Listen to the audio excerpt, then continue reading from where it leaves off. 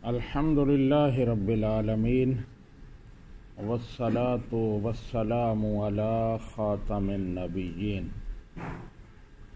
احباب، ایک مسئلہ پوچھا گیا ہے تو اس کا جواب عرض کرنا ہے، اور یہ مسئلہ صرف سائل کے لیے نہیں بلکہ ہم تمام کے لیے ضروری ہے اسے سمجھنا، اس پر عمل کرنا۔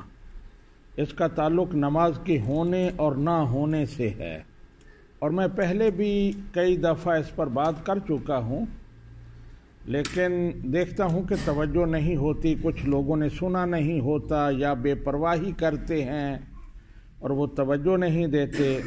مسئلہ یہ پوچھا گیا ہے کہ ایک نمازی سجدہ کے لیے جا رہے ہیں، اسی دوران ان کا فون آ گیا، تو وہ کہتے ہیں فون بند کرنے کے لیے میں نے جیب میں ہاتھ ڈالا اور ٹٹولتا رہا کدھر ہے فون، جی کیسے اسے بند کرنا ہے۔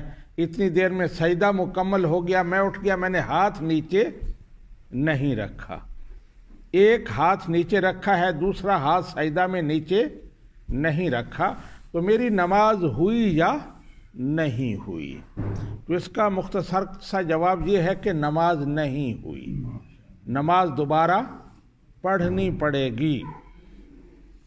دو وجوہات ہیں، ایک تو نبی رحمت صلی اللہ علیہ وآلہ وسلم نے ارشاد فرمایا، صحابہ کرام روایت کرتے ہیں، امرنا رسول اللہ صلی اللہ علیہ وآلہ وسلم ان نسجد علی سبعۃ اعظم، کہ نبی رحمت صلی اللہ علیہ وآلہ وسلم نے ہمیں حکم دیا کہ ہم 7 ہڈیوں پر سجدہ کریں۔ جب سجدہ کریں نا تو 7 ہڈیاں زمین پر لگی ہوئی ہوں۔ وہ 7 کون سی ہیں؟ 2 پاؤں ہیں، 2 گھٹنے ہیں 4، 2 ہاتھ یہ 6، اور ایک یہ ناک پیشانی یہ 7، یعنی چہرہ جو ہے یہ 7 ہو گیا۔ تو نبی رحمت صلی اللہ علیہ وآلہ وسلم نے حکم دیا کہ 7 ہڈیوں پر سجدہ کریں، تو اب 7 میں سے ایک نہیں لگی تو سجدہ نہیں ہوا۔ اور اسی پر میں نے کئی دفعہ یہاں بات کی ہے، اور میں نے پاؤں کی انگلیوں کے حوالے سے بات کی ہے، ہاتھ کے حوالے سے تو بات نہیں ہوئی، پاؤں کی انگلیوں کے حوالے سے، کیونکہ اکثر ہمارے نمازی جب نماز پڑھتے ہیں تو پیچھے سے پاؤں کی انگلیاں اٹھ جاتی ہیں اوپر، پاؤں دونوں اوپر اٹھے ہوئے ہوتے ہیں، زمین پر وہ ٹکے ہوئے نہیں ہوتے۔ تو اس پر میں نے کئی دفعہ بات کی ہے کہ جب سجدہ کریں تو پاؤں کی انگلیاں بھی زمین پر خوب ٹکی ہوئی ہوں، اسی طرح دونوں ہاتھ، پیشانی، ناک، دونوں گھٹنے، یہ سارا کچھ زمین پر ہونا چاہیے۔ یہ نبی رحمت صلی اللہ علیہ وآلہ وسلم کا حکم ہے۔ بعض دوست دیکھتے ہیں کہ سجدے میں بے احتیاطی کرتے ہیں، جب سجدہ کرتے ہیں تو اس طرح کرتے ہیں کہ صرف پیشانی لگی ہوئی ہوتی ہے، ناک زمین پر نہیں لگی ہوئی ہوتی، یہ بھی غلط ہے۔ ناک کو زمین پر لگنا چاہیے، ٹکا کر اسے زمین پر رکھنا چاہیے، یہ ضروری ہے۔ اور دوسری بات جو مسئلہ پوچھا گیا ہے وہ ایک اور حوالے سے بھی نماز نہیں ہوئی، کہ جب آپ سجدے میں جا رہے تھے تو آپ نے ہاتھ جیب میں ڈالا، فون کو تلاش کرتے رہے کہاں سے بند کرنا ہے، تو پورا سجدہ جو ہے آپ نے ہاتھ نہیں نکالا، تو یہ عمل کثیر ہو گیا، بہت زیادہ عمل۔ میں نے آپ کو اس پر بھی کئی دفعہ بات کی ہے کہ عمل کثیر سے نماز ٹوٹ جاتی ہے۔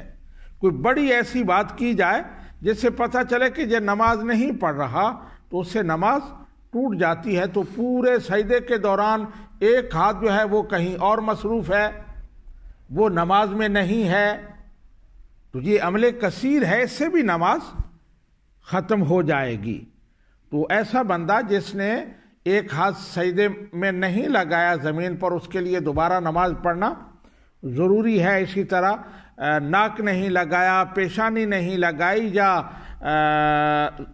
پاؤں کی انگلیاں وہ زمین پر نہیں رکھی، تو ضروری ہے کہ دوبارہ نماز پڑھیں، کیونکہ نبی رحمت صلی اللہ علیہ وآلہ وسلم کا فرمان ہے کہ ان نسجد علی سبعۃ اعظم، ہم 7 ہڈیوں پر سجدہ کریں۔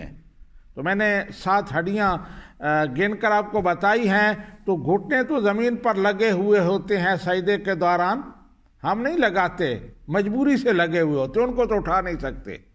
لیکن پاؤں جو ہیں وہ اٹھ جاتے ہیں کیونکہ ان کے اٹھنے سے ہمیں کوئی پرابلم نہیں ہوتا.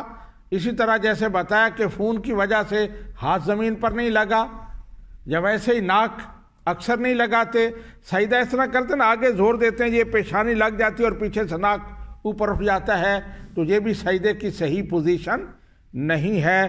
تو جب سجدہ کریں تو یہ شور کریں کہ یہ 7 ہڈیاں آپ کی زمین پر لگی ہوئی ہیں، یعنی 7 سے یہ پیشانی اور ناک یہ ایک ہی انہیں شمار کیا گیا ہے.